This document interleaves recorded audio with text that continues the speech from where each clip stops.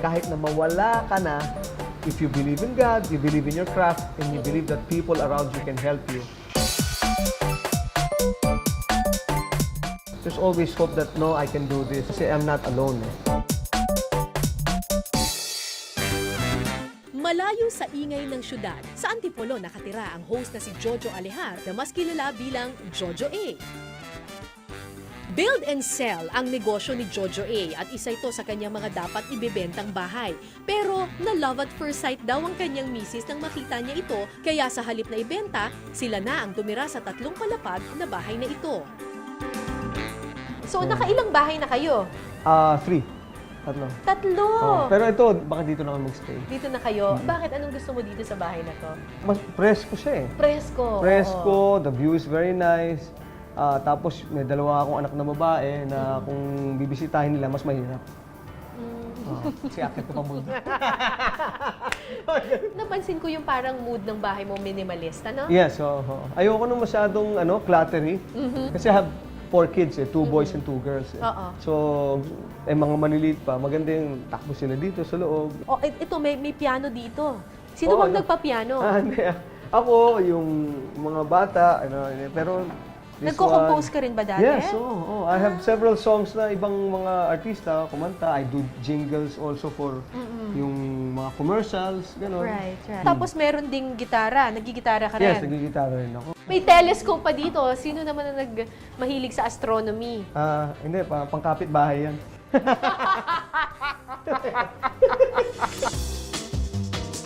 16 na taong gulang pa lamang noon si Jojo A nang pasukin niya ang mundo ng showbiz. Pero ayon kay Jojo A, ni minsan di raw niya pinangarap na sumabak sa pag-aartista. Kasama ang kanyang kapatid na si Paolo at isang kaklase na si Leonel Lim, binuo ni na Jojo A ang dance trio na The Tigers. Unang nakilala ang The Tigers sa musical variety show na Penthouse Live sa GMA. Nagtayo kami ng dance group kasi nung time natin, dumauso mga banda-banda eh. Oo. Believe it or not, it's the business of my father. My father put up a Tigers battery business. Isip kayo nung yung medyo reflective of or synonymous to cool, pero cute, pero may wild. Kaya Tigers. Yung famous dance move mo na yun. Mga ganun. Oo nga. Sino nagpauso nun? Actually, yun move ng Jackson 5 yun eh. Really? Tapos, na-enhance na ni Michael Jackson. So, nung niya, sabi niya, anong pinaka-sexy? Napansin namin, every time sasayaw kami, doon pinaka-nagsisigawan.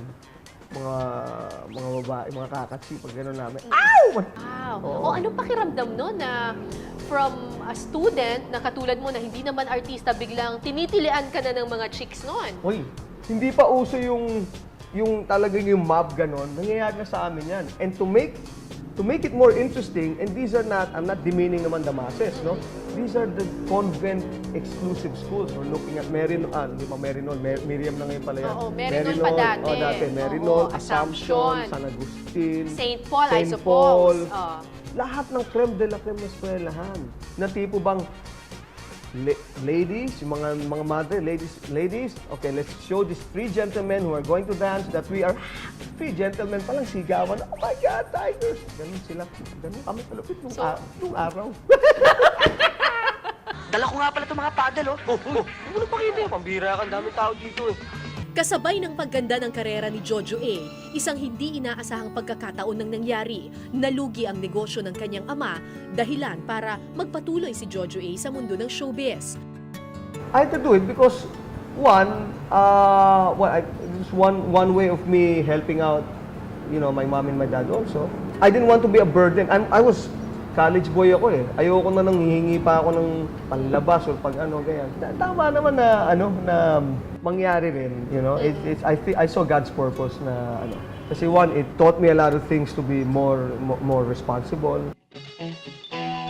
1986 nang mapasama sa That's Entertainment si Jojo A nang saktong naghahanap ng teenage sensation ng programa. And what was it Mainstream. like being in That's Entertainment? Oh, Sikat na sikat ang That's Entertainment Masaya, noon. grabe kami noon. Anong group ka ba? Wednesday. Masaya, magulo.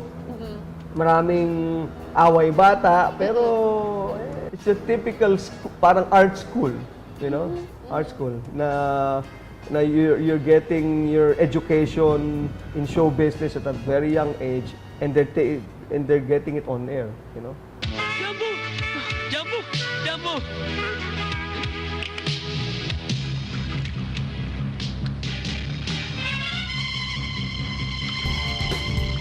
Sa paglipas ng panahon, ang dating hinihiyawan ng mga kolehiyala na si Jojo A, bigla na lang nalinya sa mundo ng komedya.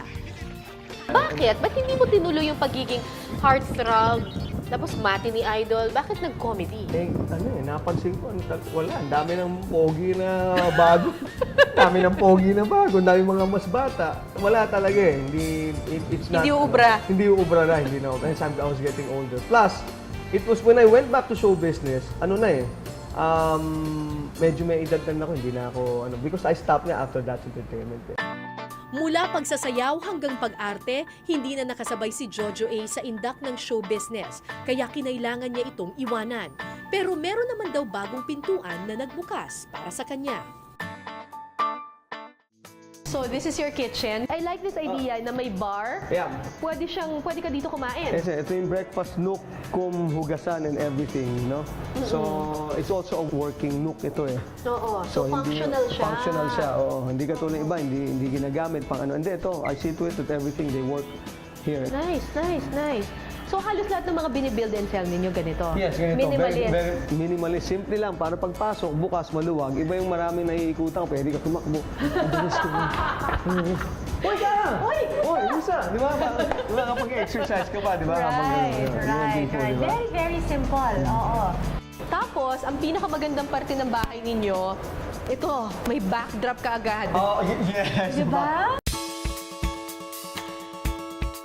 Actually, yung bahay mo walang paintings, pero ito na yung painting eh. Grabe! Yeah, ito na, Ang ito na eh. ganda! And it changes, sabi mo nga, ito na yung painting. In every single day, it changes yung hue and colors ng ng clouds, yung ilaw.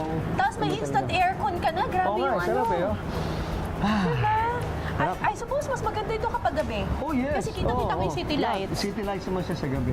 Para Tsaka ito, you have yung Metropolis City Lights. Pero kung gusto mo ng medyo forest ang dating, probinsya. probinsya, dito ka naman titingin lang. Oo nga. Dito lang. Salamat. Pero Sunny Boy, huwag ka mag-alala, pare. Pag nauna na ako, aayusin ko lahat pagdating nyo. Lahat, pati kwarto nyo.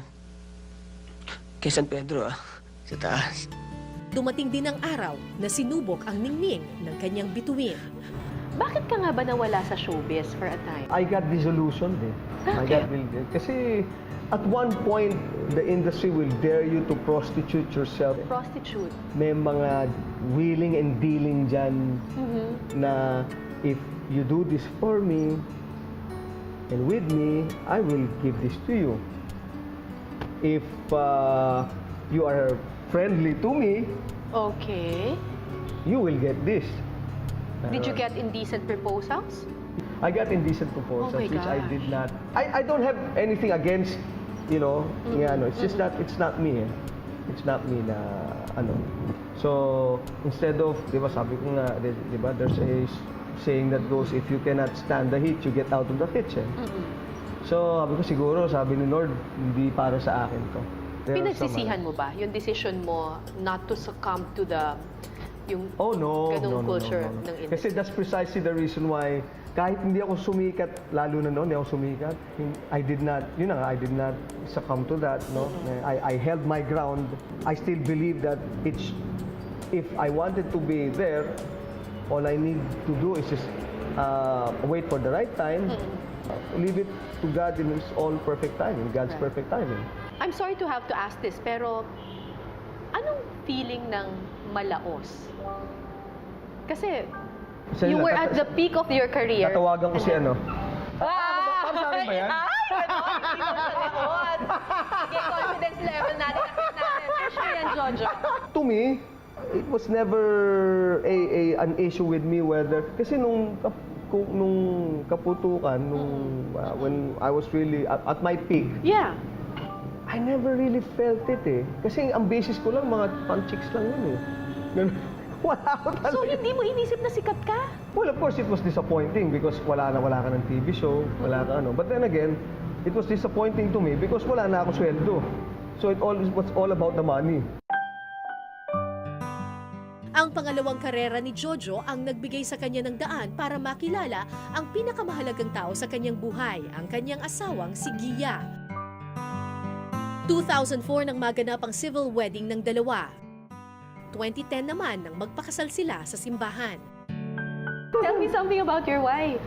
I met her in Congress. Ano nangyari? Bakit kanya sinagot? Joke lang. Hindi ko alam eh. Hindi ko alam. Pero I found out na nung sabi niya, dasal daw siya ng dasal, sabi niya, Lord, please, nakuha niya na yung gusto niya sa college life niya, sa career niya. Hinihintay na lang niya yung sino mapapangasawa niya. Ako yung answered prayer. Okay, you show the dance kasi. There's the one, two, three, like that. 10 taon nang mag-asawa sina Jojo at Gia. Binayayaan sila ng 4 na anak.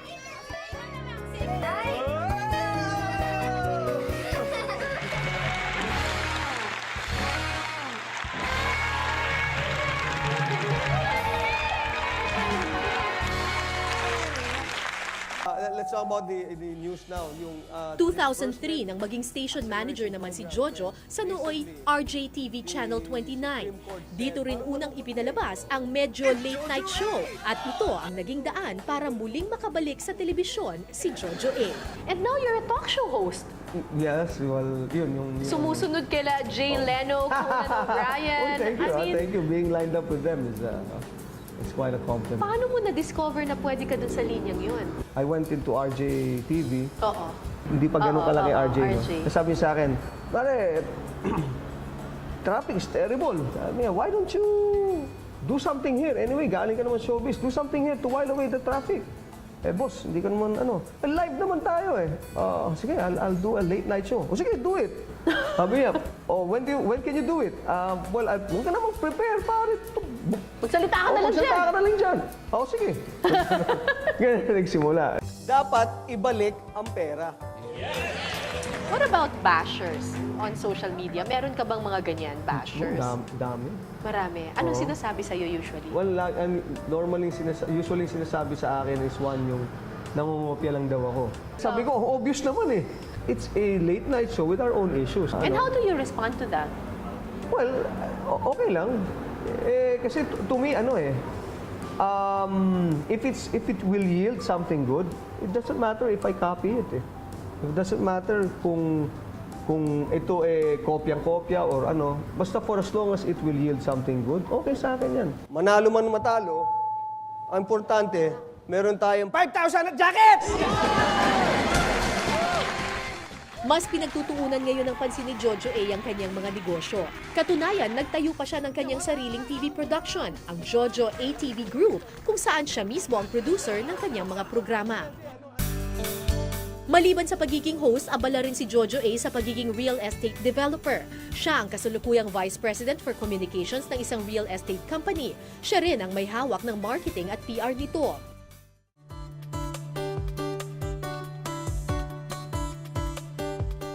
Okay, this is your living room. Yep. Ganda ng living room mo kasi high ceiling siya, oh. Oo nga eh. Kasi mas malamig daw eh.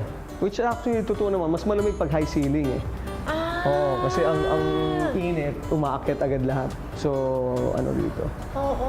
Yeah. So kahit maliit yung space ng living room, Right, parang lalaki maliwala siya, siya. Oo. tsaka malamig. Oo. Ang second floor ng bahay ninyo. Second floor, ito puro Para bedroom sa set mga eh. bata? Oh, yung Oo. cute naman ito. Ito yung boys room, which is makikita mo naman, hindi pa ako kasi hindi naman sila dyan natutulog. So Okay. parang Natutulog sila sa lahat dito. Takong gulo. sa kwarto ninyo. Yeah, sa kwarto namin. Ayun, Yeah. parang laging may camping. Oo, laging may camping. Pero ang cute naman ito. So itong white na wall ay naging parang canvas ng mga Yes, ng mga artwork anak ko. ng mga anak mo. I love the house. I love electricity. Hindi kasi, Ha? ito yung, Ano yan? Bakit ito yung, electricity talaga gusto niya? hindi kasi yung, naalala mo yung nagbagyo? Yung Glenda, 3 araw walang electricity, walang kuryente rito. Kaya nung nagkaroon. Ayun. Bukod sa kwarto nilang mag-asawa, dito raw sa roof deck kadalasang nagbabanding ang buong pamilya. Our roof deck. Yeah! Top of the world! So, minsan So, lahat- kumakain din kayo dito ng Yeah, so family? kami dito. Tapos sumatakbo-takbo sila dyan, babike-bike. So, pwede naman eh. Kaya naman. Right. Ano ang pinaka-importanting life lesson na tinuturo mo? Talagang sinistress out mo talaga sa iyong mga anak. Sabi ko sa kanila na one, lahat ng bagay dito is temporary. No? Do not be attached to anything. Do not Like be attached. fame, Yes, career, fame, career, money. money, ganyan, huwag niyo isipin yan. That's true. Two, family is very important. Kahit anong mangyari, when all else fails, family will be there for you. Sigurado. Hindi kayo ano yan. Education is very important. That is something that will equip you. That is a tool that is intangible, pero it's very important. That will open doors for you. And of course, God above all things. God above all else. Yan ang importante. You can never go wrong with God. May pinapangarap pa ba si Jojo A? Contented na ako eh. Di ba, may kasabihan nga, life is a gift. Yeah. So that's why it's called the present, no? So you have to love and live your life to the present. But of course, looking towards the future, no? Huwag mo masyadong karirin ang karir. Yes! Exactly! Huwag masyadong career. So you just wait for your season. It will come. Thank you very much. You're always in season. Tama! Thank you! Maraming salamat, Thank you Jojo. very Thank much. you very Thank much. you.